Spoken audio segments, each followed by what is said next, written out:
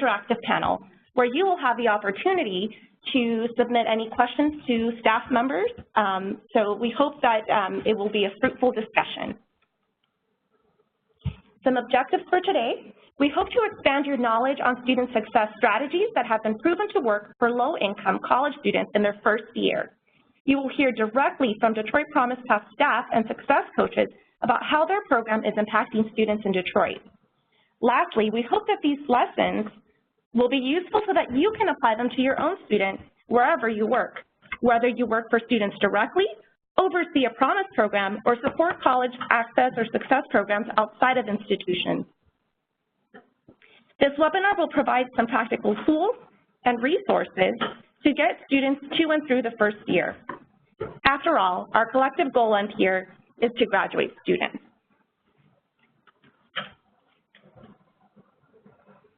Now, some important housekeeping rules. To make sure that you all experience a great webinar, we muted the lines to reduce background noise. At the end of the presentation, you will have the opportunity to engage in an interactive panel with Detroit Promise staff. During this time, we ask that you type and submit your questions in the Q&A box. We will do our best to get through most of the questions, but in the occasion that we don't, please email any additional questions to promise@mdrc.org. So about us. MDRC is a social policy nonprofit organization dedicated to what learning works to improve higher ed programs and social policies. We have been known to conduct large-scale, rigorous evaluations to improve outcomes for college students across the country. We also provide technical assistance to schools, programs, and organizations. Our new College Promise Success Initiative was launched in 2017 as a joint partnership between the College Promise Campaign and the State Higher Education Executive Officers Association. College Promise Success Initiative is funded by the Great Lakes Higher Education Corporation. Currently, we are providing technical assistance to 5 College Promise sites. This is one of our first free open access webinars. We will be coming up with more webinars soon. These will be open to everyone, and they will be focused on student success to strengthen your program, make better use of data management, and more. Please stay tuned for upcoming webinars. Please visit MDRC on Twitter, Facebook, or our website to learn more. At this time, I will hand it over to my colleague, Alyssa Ratledge, who will take it from here and share some key learnings with you all from our extensive student success portfolio. She will cover some of our past studies that can help you support your first-year student. Thanks, Rosie. I'm so excited to be here with everyone. Thanks for joining us today. My portion of the presentation will share some lessons from the literature that you can put directly into practice to help your first-year students.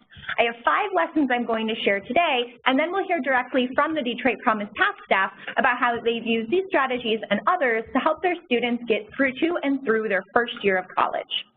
As a note, the vast majority of the studies I'm about to talk about have a focus on low-income or underrepresented students in post-secondary education. Many of them are also focused on 2-year colleges. However, many of these lessons are broadly applicable to many subpopulations of students.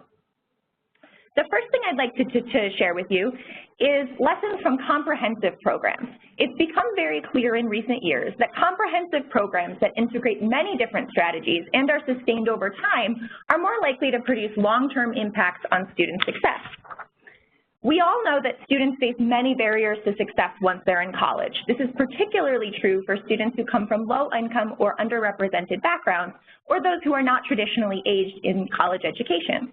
We know that there are many programs that have helped these students see great gains in their academic outcomes.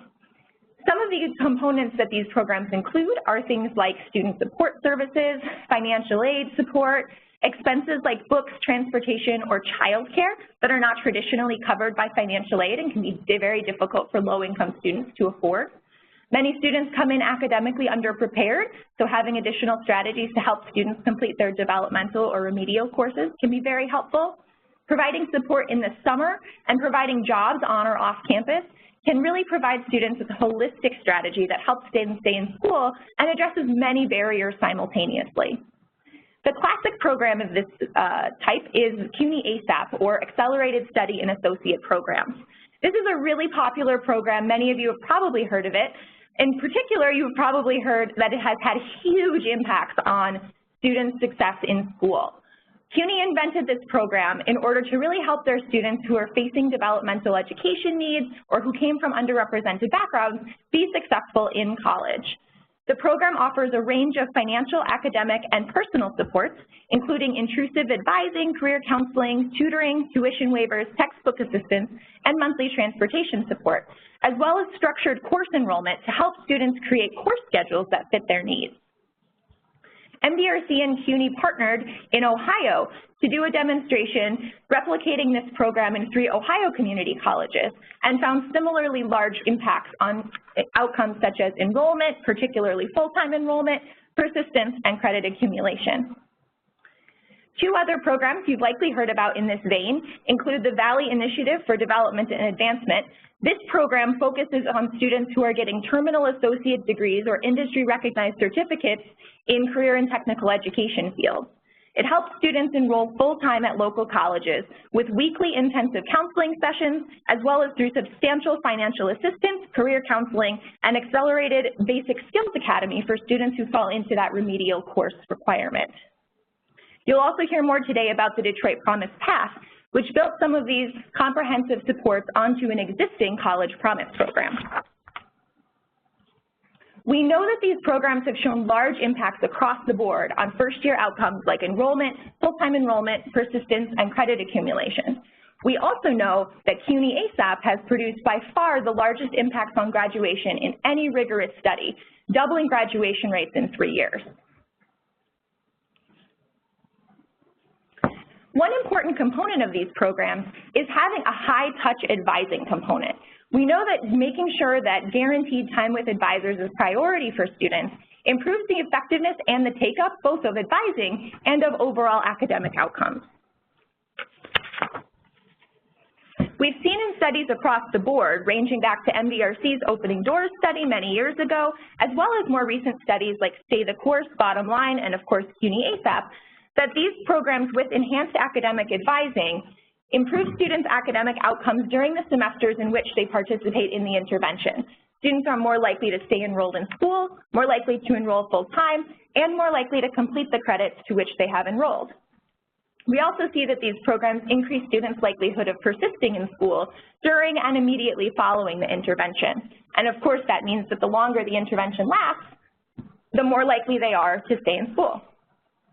We've also found that these types of programs can be successful at targeting specific milestones. One recent study in the South Orange County Community College District found that having enhanced academic advising targeted on the completion of academic plans increased the likelihood of students' completion of these academic plans by more than 20 percentage points. There are several takeaways from all of these studies that I think are useful for any program thinking about implementing this type of advising or coaching. The first is that it's important to schedule your conversations around key topics and around important dates. There are many places where we see students fall off, so to speak. One is completion of the FAFSA, another is registration for courses. Making sure that you're targeting students around these particular milestones, as well as milestones in the classroom, such as midterms and finals, can be very effective to help students stay on track. We encourage your advisors and coaches to talk about a wide range of topics, things like financial aid and class schedules, which are traditional academic advising topics, but also to talk about things like their study habits, their soft skills, what kinds of experiences they have outside the classroom that might be taking up their time, such as job, family, or personal responsibilities, as well as personal issues they might be facing that are making it more difficult to be successful. You should train your advisors and counselors to know how to provide referrals, for instance, to mental health support on campus, to single stop on campus if you have that in your community, or to similar places that can help students with their non-academic issues. To do this, keep a really broad definition of student success in mind. We know that multiple factors affect student success, and your advisors and coaches can help students navigate higher education in a way that they may not be able to do on their own. It can also build their confidence. For instance, helping them talk to faculty members may not be a very natural thing for many of our students to do, but role-playing with their advisor can help build their confidence and their self-sufficiency to do that in the future. We've also found that the most successful programs make advising and coaching contacts mandatory or incentivize participation in some way. For instance, in the Detroit Promise Path, which you'll hear about later, students must meet with their coaches in order to get monthly financial incentives that help them with things like books, transportation, or other expenses. I'll pause here if there are any questions so far in the presentation. As a note, this PowerPoint will be available online after the webinar today, and I've created links here to all of the different studies that I mentioned in case you'd like to look into them further.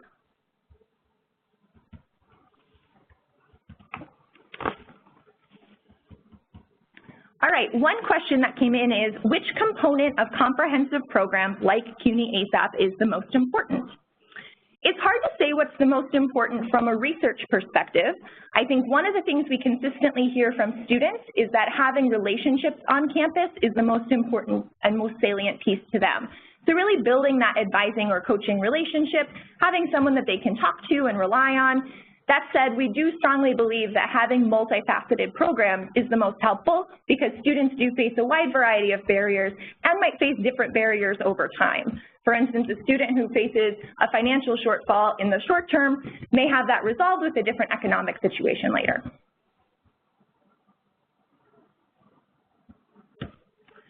All right, our third lesson is that insights from behavioral science can be used to improve the effectiveness of your program. Behavioral science has gotten a lot of play recently. Many of you may be familiar with some pretty famous nudges that have come out recently, and we would really encourage you to think about how you can do this for your students. We've seen in a number of studies across higher education, conducted by MDRC and by others, that behavioral nudges can be a low-cost way to improve students' participation, increase their frequency of submitting financial aid applications and doing so on time, and complying with other requirements on campus. MDRC has developed the Simpler framework, which we'll make available to you on our website and also send out at the end of this webinar to think about some key behavioral science topics. I've listed the topics here, but I'll give you a couple of examples of ways that you could use these ideas with your students. Many students in programs report feeling a negative stigma around tutoring.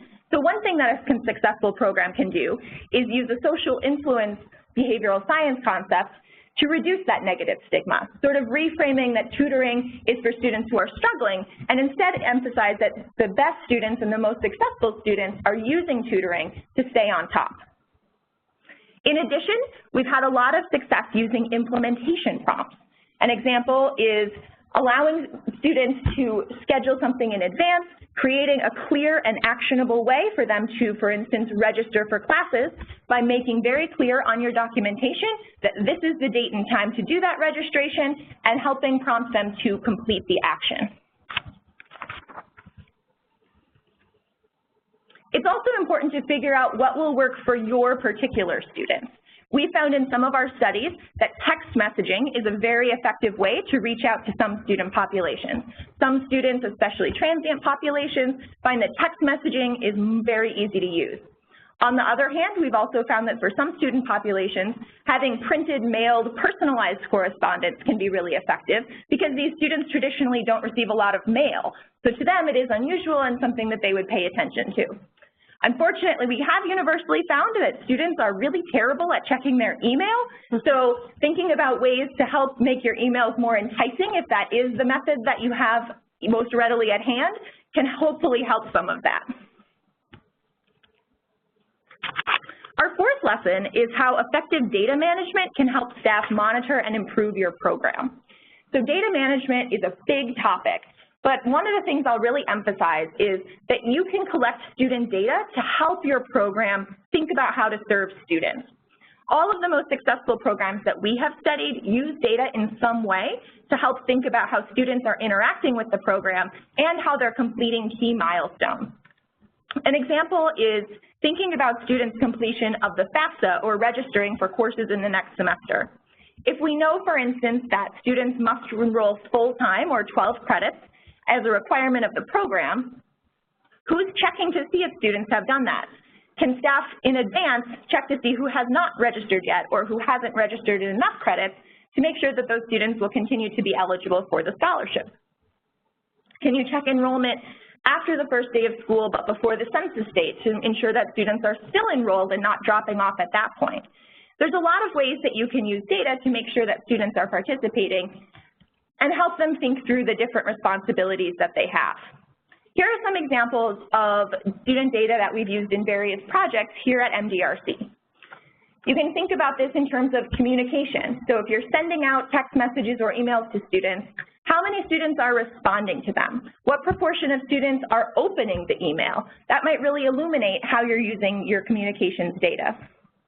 You can also think about students' participation in key tasks. So whether they've attended orientation, whether they've come in to see their advisor or coach, and then of course your academic milestones such as enrollment, continued enrollment, class registration, FAFSA completion. If you're monitoring these things, it not only allows you to understand how students are interacting with the program, but it also allows you to catch those students who haven't yet completed a milestone. Many times you're able to catch those students toward the end of a semester, and it gives them enough time to complete their FAFSA and register for courses in time to make sure that they're still enrolled in the next year.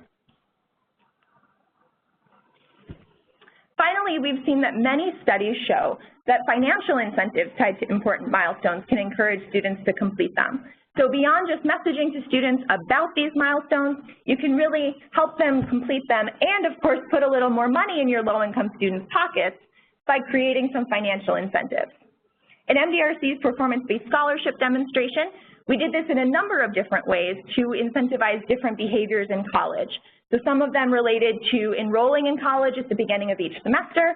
Some of them required students to enroll full-time in the course load or to complete certain courses with a good GPA, or even to go to tutoring. Often creating these financial incentives incentivize students to do something that they might not normally do. And when you're thinking about low-income students, this can really make a difference in terms of buying textbooks, buying groceries, getting back and forth to campus, transportation-wise. There's a lot that you can do to make those incentives very salient to students and help them complete tasks. You can also create incentives for monthly compliance with the program. So as students are participating in an ongoing way, they're able to access those additional financial supports. I'll pause here again for questions and answers before we turn it over to Detroit Promise staff in case there are any questions related to the research. So one question that came in is about the types of summer prep that are implemented. So we've seen this in a number of different studies, and I think there's a lot of different strategies. MDRC evaluated a summer bridge program that found small but positive impacts on students in the immediate term, but nothing as long term. I think right now the trend is more toward academically focused programs. So for instance, math boot camps or academic developmental courses to help students either bypass a remedial course completely or allow them to retest into a higher course. Those can be very successful and, of course, save students financial aid dollars by not requiring them to go through as many remedial courses. Some programs will also have cohort building or camaraderie building activities to help get students connected and feel socio-emotionally engaged on campus before the school starts. Another question is, are your coaches full or part-time? This actually varies quite a bit by program. I would say it's more common to see coaches and advisors being full-time, and I can certainly field that question to our Detroit Promise staff as we turn over to them to see what their experience has been.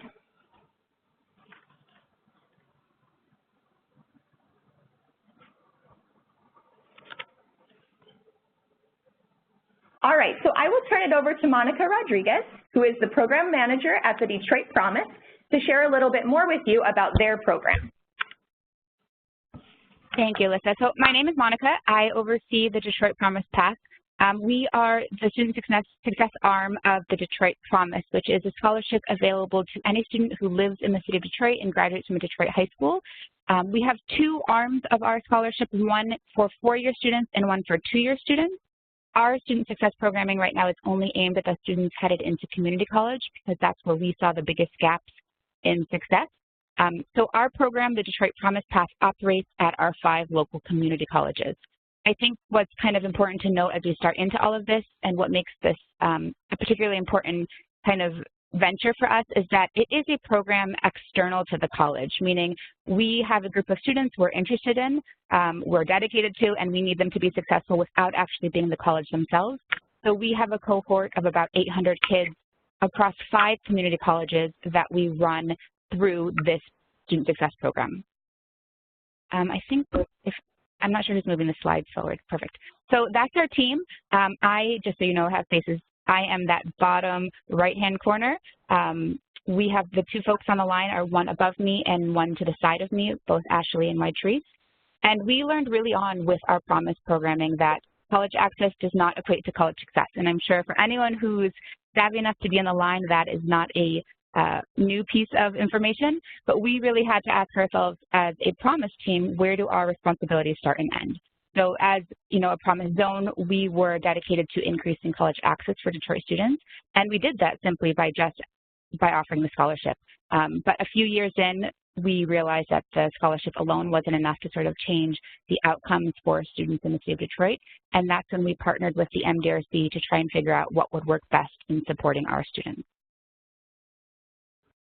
By and large, it's this issue of equity. We are sending Detroit students to community colleges with different levels of resources. By and large, all of our colleges committed to supporting our kids.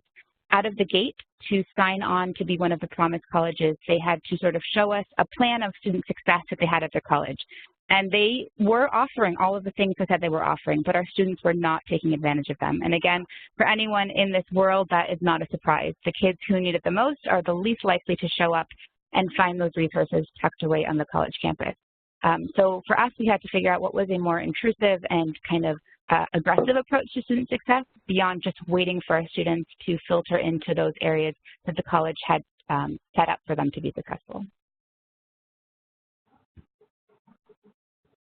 Again, I think, as we think about Promise zones and Promise scholarships, this is really where folks have to make a decision and a mission statement around what it is that they want to offer. For us in Detroit, the purpose of a Promise Zone was much more than just taking down the barriers to first get to college. It was really increasing the educational attainment of the populace across the whole city. And so when we think about that, we really have to extend our resources beyond getting kids to show up on the first day, beyond that first semester, that first year, and really think about how is it that we're going to get them all the way from seniors in high school to graduation and then transferring our careers beyond that. So I want to talk a little bit about our particular model. I think what's so great about Promise Zones in general is it's a really collaborative framework where a lot of people are invested in its success. The Detroit Regional Chamber is sort of the corner of the Promise in Detroit, but beyond that, we are sort of the epicenter of college access in the city. We have a lot of programming and resources that the K-12 system plugs into, that the partnering institutions, we have universities for the 4-year scholarship, we have the community colleges on the 2-year side, we have the business community sort of using our students as a pipeline to push out career opportunities, internships, summer job placement, and beyond that, we have a lot of external partners. Our program partners with the School of Social Work, both for Wayne State University and University of Michigan. So we have internship placements where it allows us to kind of get this social work need filled. A big part of any kind of program at this level is making sure that you're really looking at the holistic student beyond sort of the syllabus and exams. What is it that the student needs to be successful that they're not necessarily getting right now? And so by really taking this holistic approach to supporting students and inviting everyone in who wanted to be a part of that conversation, the Chamber, through the Detroit Promise and the Detroit Promise Path, has really served as the middle ground for a bunch of collaborations. So our program model, this started early off in conversations with the MDRC. They spent a lot of time asking what was going to work best for our students. They had some ideas based on research they had done. We looked at our local context and asked what is it that our students need, and this is what we came up with. So the tuition is the same as it's always been. The Detroit students were a last dollar scholarship, so we pay any tuition and fees left after Pell for up to 3 years. For some students, because of the way financial aid works, of course, that means we pay very little tuition. For other students, that means we pay a full fare.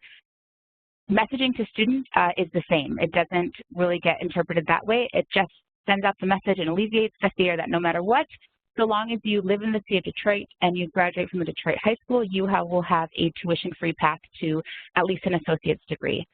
One other piece of tuition that I think is really helpful to be thinking about when you look at your students is for the scholarship in Detroit, they can use the promise for up to a year after high school graduation, which means we have this group of kids that we keep in touch with who didn't go to college out of high school but still have access to the scholarship a year later. And we get a lot of kids back into education that way. I think a few months out of school, they realize things don't look the way they want it to.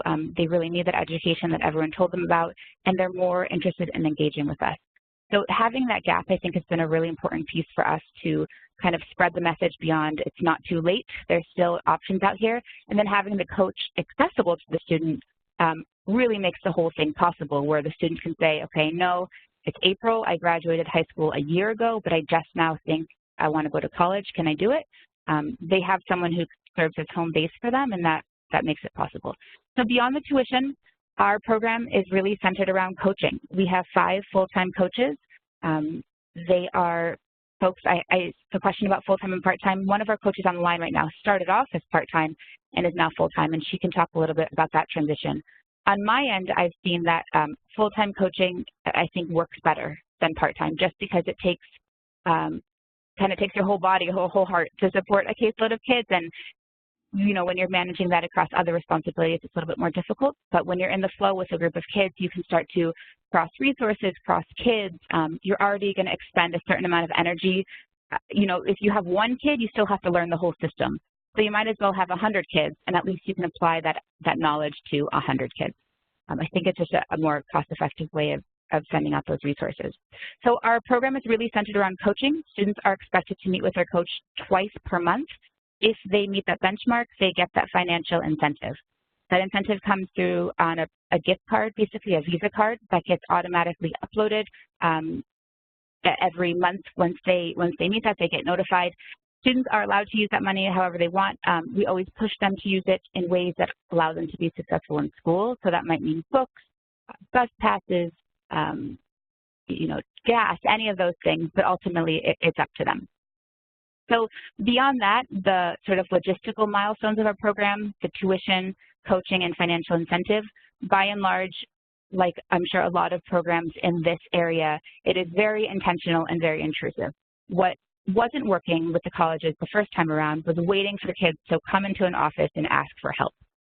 This is the very opposite of that.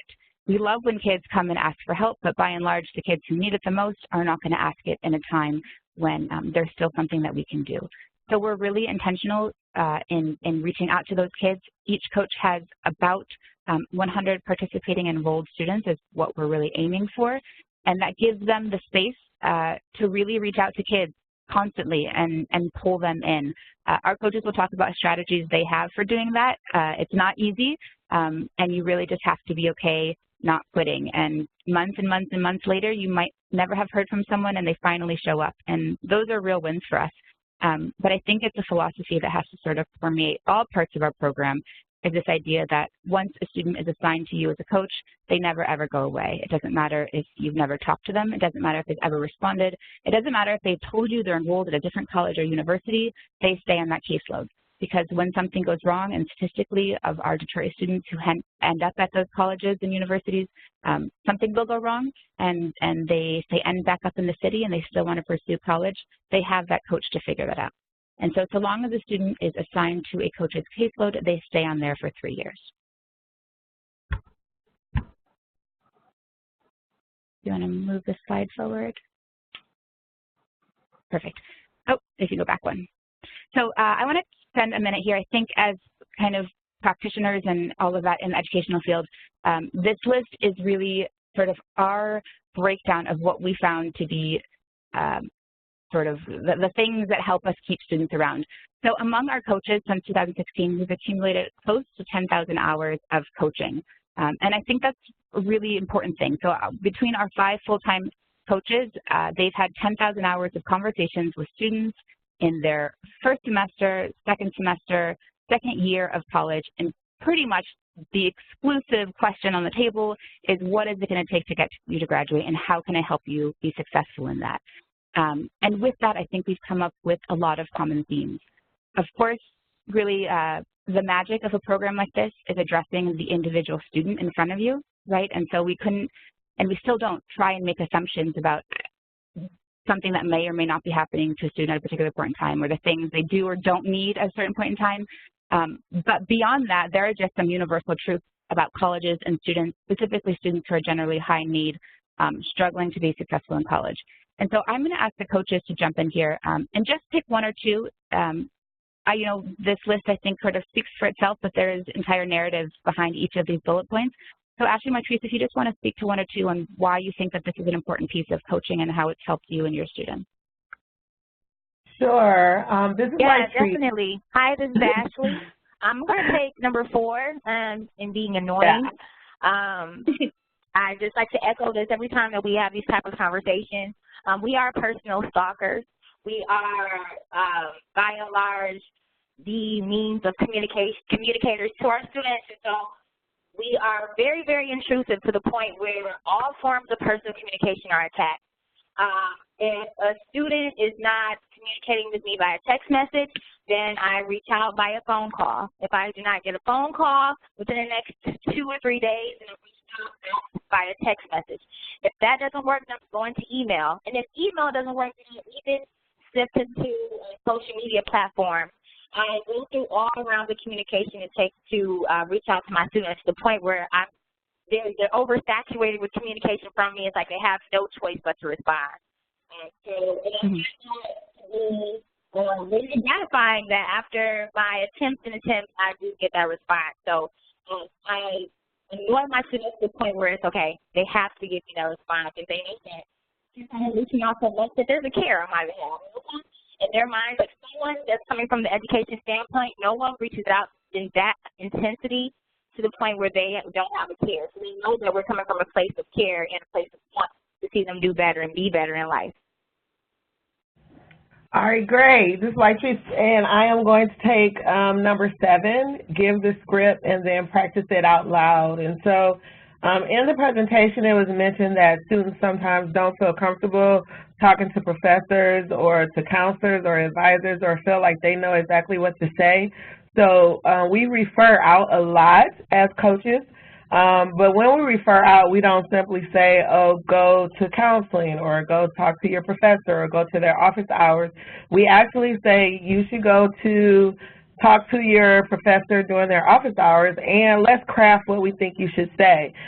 We let them lead the conversation, but then we maybe put it in words and terminology that professors would respect, and we actually then rehearse it with them.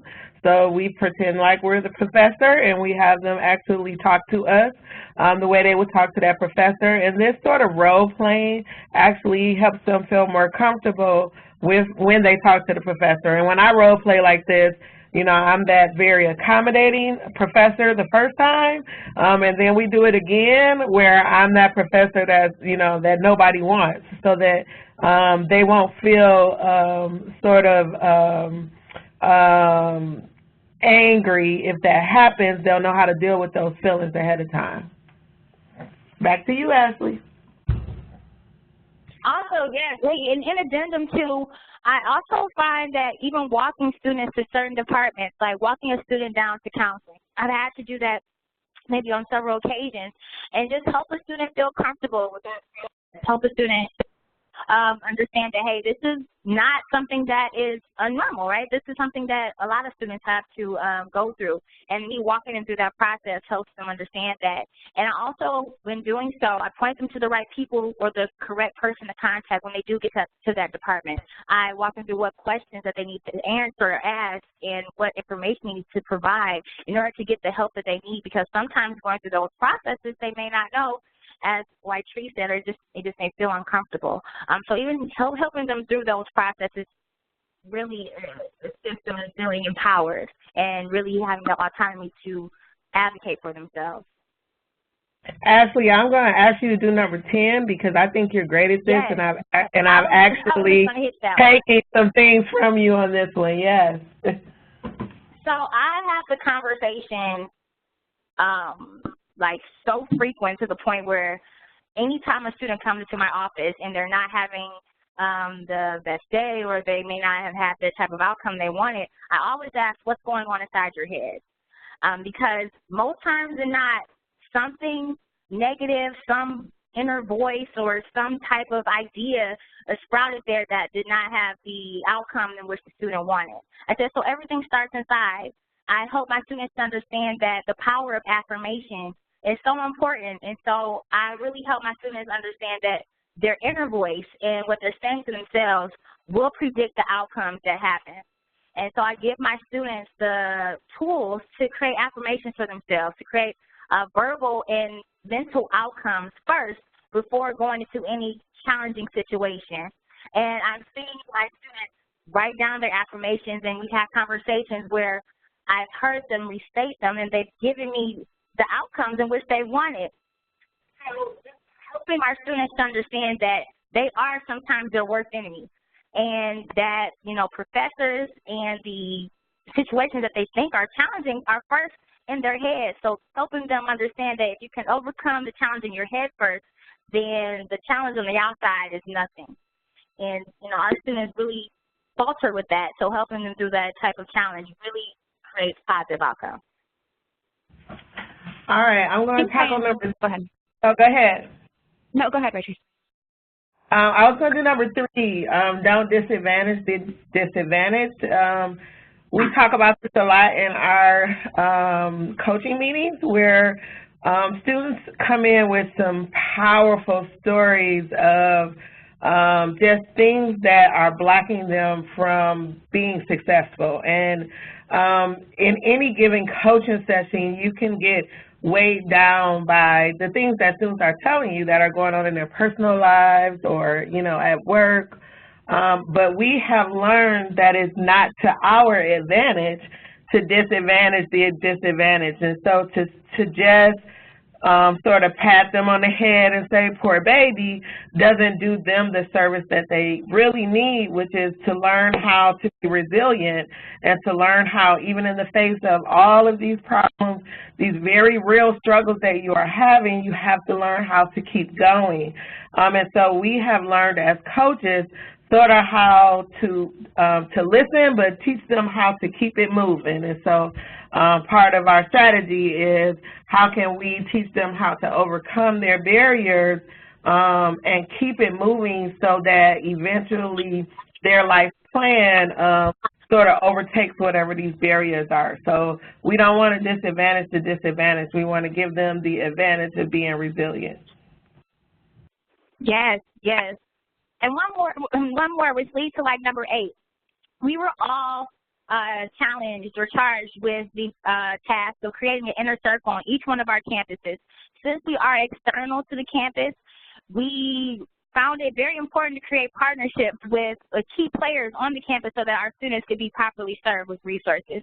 So I made it, and my chief made it a plan to have individuals within the financial aid department, within advising, within counseling, within their tutoring departments or learning resources departments, to send our students to streamline those services so when they get to the department they have to go to, they know who to talk to, and they understand what type of help they're seeking, so that when it comes to seeking help, it doesn't seem daunting or intimidating, and that they understand that there's an ally on the other side waiting for them when they get to that place. So by and large, this list is a result of coaches sitting down in front of students and asking, how can I help you? And I think what makes that difference than all of the other resources that exist on college campuses is we don't have one particular area. Technically, we don't actually do anything, right? We don't advise, we don't counsel, we don't tell students what classes to take. But it's all of the in-between, and all of the in-between is where students really get stuck. And because we aren't tied down to one particular area, and we can really just ask students, by and large, what is it that you need? How can I help you get that? What's really on your plate? What are the most important things? Does school feel important or not? And those are questions that all students need to be asked, but there isn't inherently a place on campus where someone is sitting down with a student twice a month and asking those questions. To the extent that they go to the financial aid office, they need to know what problems they have before they walk in, for the most part. And that's a lot to ask, to figure out why something isn't working. when you don't even know how the whole system works is really daunting and overwhelming to figure out. And so a lot of times students will just avoid the whole thing altogether because they don't want to seem uninformed or unknowledgeable in this institution where they're already feeling likely out of place. And so being sort of this safe spot, this home base, this place where anything goes has been really, I think, the secret for our Detroit students. If you want to move it forward. So that's us. We wanted to make sure we had left enough time for all of your questions. There is my information. I have easy access to Patrice and Ashley. If you have questions for them, I can always pass it on. But that's our program. We are still working it out every single day. There are 1,000 things that I want to do better, but I think there's 1,000 things that we've done well. And to the extent that you kind of ask yourself, for the kids in front of us, are we serving them? The answer is yes. We could always do a better job, but there are a lot of students right now who are still in school because they had the opportunity to sit down with the coach and work through something that otherwise would have knocked them out of the game. Okay. Thank you so much, Detroit team. I always love hearing from all of you. At this time, if you haven't done so already, we welcome any questions that you can type into the Q&A box. But it looks like we do have a few questions to kind of start us off. So the first question that I'd like to answer before we turn back to Detroit is about working with adult or non-traditionally aged students. This is a fantastic question, and I think something that we're learning a lot more about in the research right now. I can say that many of the strategies that we've talked about today do work and have been proven to work for non-traditionally aged students. For instance, in CUNY ASAP, they actually serve a very large non-traditionally aged student population, and our study found that the impacts for those students were just as large as for our traditionally aged population. This seems to also be holding true in the ASAP demonstration in Ohio, as well as in other projects. So this comprehensive strategy in really helping students think about many barriers to success can be successful. I'd also add that non-traditionally aged students, particularly those who have children, are actually more responsive to financial incentives than younger students. We suspect because those incentives are very salient to them and they typically are facing more expenses. A couple things that you might try to do differently, though, if you are serving older students. One is thinking about your outreach strategies. So for instance, figuring out how these students interact. These might be students who do check their email regularly or who are less computer savvy or might check it less. So really understanding who your population is and what kinds of methods work.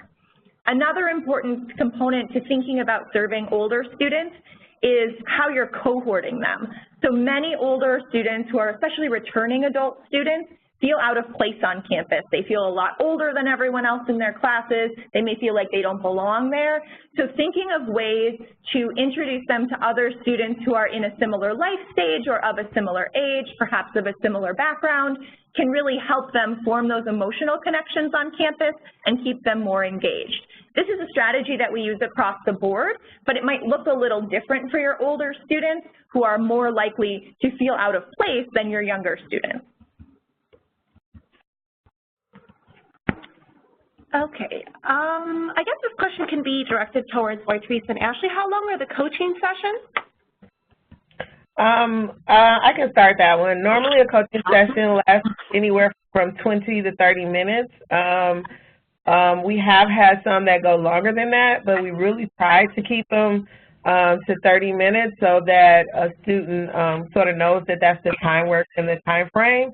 If there's a really important issue that we're talking about, we either try to refer out to the appropriate person. We all have social work interns, and sometimes we refer out to our social work intern, but if that's not possible, we don't just cut a kid off and say, yep, 30 minutes over, bye.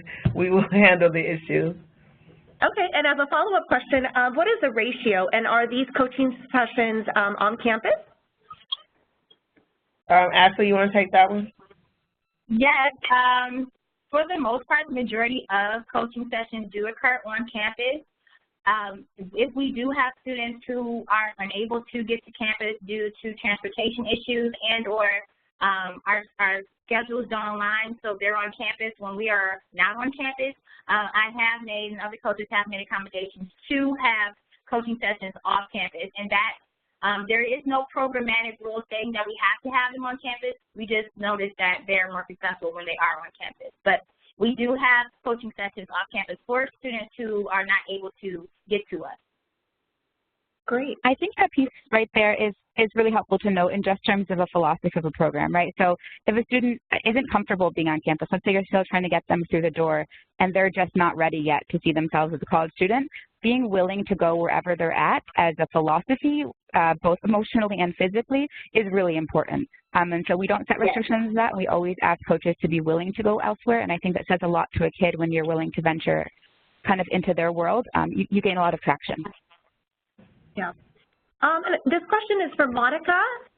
What have staff trainings look like to make sure that there's consistent delivery of the program? That's a great question. I think that's really our phase 2. We spent a lot of the first year just figuring out what worked, and that was really coaches in front of their own kids answering that question. We've spent a lot of the second year trying to more consistently do things across the board. So we have coaching meetings, an hour and a half, twice a month. We get together. We've had some longer, like retreats, seminars, summits, where we get together and we kind of, for a few days, really get everyone on the same page. Beyond that, we have a group chat that's always always on fire. So people, I think all of our coaches and team are really communicative, and we're able to sort of know what's happening on each other's campuses with each other's students. But this idea of streamlining program standards is still something we're working on. Great. Here's a great question. What amount of incentive seems to be the most effective? So I wish I could tell you there's a dollar amount that works. That we have not yet discovered, maybe someday. But I think one of the ways to think about incentives that can be really helpful is creating incentives in a way that fulfills a need students have. So in behavioral science, they often like to think of this as filling a bucket. So if you're able to take care of a need a student has with your financial incentives, that can really alleviate some of the cognitive overload and help students feel less financially strapped. An example I can give is from our performance-based scholarship demonstration. One of the financial incentives that we used was paying for the student's textbook for the next semester. So in this study, they incentivized enrollment in remedial math courses and attending tutoring. Doing that with the textbook in mind sort of filled that bucket. Students didn't need to worry about paying for that textbook, and the value was about $100, but to students the value was actually much greater because it was something they didn't have to worry about anymore. You see a similar thing in the CUNY ASAP and ASAP demonstration in Ohio, trying to take care of students' transportation need with the monthly incentive, and alleviating that particular bucket of need is very effective and a pretty salient incentive for students. I think in terms of a dollar amount, one thing to be cautious about, especially when you're thinking about low-income students, is a level of incentive that is under where they would need to be taxed on it. I want to say that's $600, but I can actually look that up and let you guys know. $599. We learned the hard way. $599. Thank you. $599. So, if you're thinking about a monthly incentive of a certain amount, making sure that the yearly amount a student would receive is under that, just to save them and you some headaches later. Okay, this next question here. What outcomes have you seen for students? Have students started attending school? Who would have otherwise not attended? How has this improved graduation rate? So I can take this from the study perspective. It's a little too soon to see an impact on graduation rates, so we're certainly hoping in the next couple of years to see that. But one thing that we have seen is that the program has a large and statistically significant impact on students' likelihood of enrollment, especially full-time enrollment, which is really exciting. That correlates really strongly with completion, and also on persistence. We actually see in the data that there are quite a few students who were not enrolled in the fall semester, but were able to enroll in January, which is an exciting finding. We know that otherwise these students would have fallen off and potentially never would have re-enrolled. And we are seeing that those students are consistently staying in school and accumulating more credits. So we're very confident that this is having that first-year impact of keeping students enrolled, and for students who are not, bringing them back in the second semester. Okay. This is a follow-up question to the coaching question. Do coaches have a list of questions or curriculum to use with students? Yeah, so I'll answer this by the kind of up top and then of Ashley White-Reese. This is where I said we really kind of just sat in front of kids and asked, what do you need? And out of that, we had a full year of work, right? Just responding to their answers. But at this point, there's just some common threads. And so we're really kind of thinking about what a curriculum looks like, or at least talking points. We frame those for our program as intentions, where each coaching session has a set of intentions, and those can look really different. They can be big themes, like in February, this idea of like self-care and what that means relative to school and self-preservation. And they can be more specific things like registering for classes. And so that's how our conversation has developed, but it's definitely been over time because we started out with a very loose framework of what it meant to sit down with a kid. Ashley White-Reese, if you want to plug into that.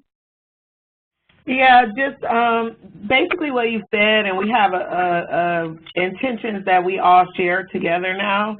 So every coach may approach the intention differently, but everyone is talking about the same thing. And so, for example, this month, our intention definitely is that our students finish strong, that we make sure that they are have a summer plan of some sort, and that their FAFSA is done and completed, ready for the fall. So each coach will address all of those things with everyone that they coach, although they may address them in different ways. Thank you. And here's a question perfect for you, White-Reese. How do you collect data on students to track students and identify who needs support? Say the first part again. I missed the first few words. Sure. How do you collect data on students to track how they're doing? So lots of different ways. Because we are external to the college, we have to get crafty with this. So Ashley talked earlier about the partnerships that we make with different departments in our school. So for example, at my school, I have a great partnership with financial aid, and every semester she'll run transcripts for me of all of my students so that I can see what their grades are. We also, though, during the coaching session, I'm very intentional with my students, and again, we do intrusive coaching. And so if our student has a professor that uses the grading system of the college, I actually have them pull up grades right in front of me. So it's like, how are you doing in that sociology class? Oh, it's going great. And I'm like, well, what's grade? It's graded A, it's graded B, it's graded C. Oh, I think I have a B. And it's like, oh, well, let's just open up your system right now and see what the grade says. And usually it's like C or D because students always over-report how well they're doing. And so we definitely are on top of it. We also have just this past year looked at having progress reports for our students that are from the Detroit Promise that they actually take to their professor and have them fill them out. This year it was sort of an informal thing that some coaches use. Next year we're going to kind of institute it that all coaches use it and that we use it in different intervals so that we always know where our students are sort of in different intervals of every semester. Great. And do you want to share a little bit about the management information system to track students' participation as well? Oh, yes, great. So we use the CRM, which is a data resource that tracks students, and I love the CRM. It's a management resource that allows us to track text messages, and it tracks text messages automatically. So you actually text through the CRM, and you know that is the tracking mechanism. But you can also track phone calls and emails, and it keeps up with all of the communication that a coach has with their students, which is really amazing because then you can run reports, you can see the data, you can see communication data, who's talking to their student, how much did they communicate with their student on a weekly basis, on a biweekly basis, on a monthly basis. You can cross-check, is this student who is being talked to more actually coming more or less? It's really wonderful, and it allows us to keep up with so much information. That's great. A question just came in about the platform, which I can quickly share. We use the Microsoft CRM, but I know of other programs who do use Salesforce or PeopleSoft or Starfish. There's a number of different programs you can try as long as it's something your staff are comfortable with. One of the nice things about the Microsoft CRM is it automatically plugs into Outlook, which saves a lot of data entry time for the staff, but there's a variety of options that all work. Okay, next question. Is there any group programming component for Detroit Promise Path students to help them meet one another and form a supportive community? Definitely. White Trees actually started this during our first semester, and I jumped right on it once I realized she was doing so. So what we like to do is have at least 1 or 2 group sessions a month in order for students not only to meet each other, but it's also able to streamline certain topics in a group setting, like possibly doing group FAFSA completion together, doing time management and academic strategies in a group setting. And it's definitely helped us build communities. I've seen my students start study groups together. I've seen students form friendships through our group sessions, and they've really been helpful in our students really finding community on the campus as well. Okay, we are going to cover our last question. The question is, how do you meet with current high school seniors to raise their awareness on qualifiers for scholarships in the hope of improving intentions in their senior year? So how do you raise awareness? Yeah, I can answer that part. So the Promise team, we have the Detroit Promise Path, which is kind of one sector, but the Detroit Promise team has other coordinators who work specifically in the high schools all year long. So I would say we have a really active presence in the high schools. We have counselors, English teachers, all year long. We're working with our folks on college nights and college events to make sure students are aware of the Promise. Awareness isn't really the issue for us. Of our 5,000 seniors in the city, each year about 75% of them register. Of the 75% who register, about half of those students tell us they want to go to community college. So we end up with about 1,500 kids in the city of Detroit each year who say to us, I want to go to community college. Of that, however, it's only closer to 400 or 500 that ever show up. And so this idea of summer melt is vague. I don't think the Promise has been a patch for that, a fix. We are really asking ourselves every summer what we can do differently with that group of kids. We have text messages campaigns. We're working on assigning students to coaches earlier on, right out of high school, so they have the whole summer to be paired directly with someone. To that extent, we're also thinking about how we can do a better job in the community. So to the extent that we're really kind of permeated the high schools, there's a whole other group of folks that are relevant to students, church groups, community groups, neighborhood groups that we haven't really infiltrated. And so this many years in, we're asking ourselves how we can sort of fill all of the gaps, but we do have a really strong presence across the high schools in Detroit. Okay. Well, that concludes our webinar for today. Thank you so much for joining us.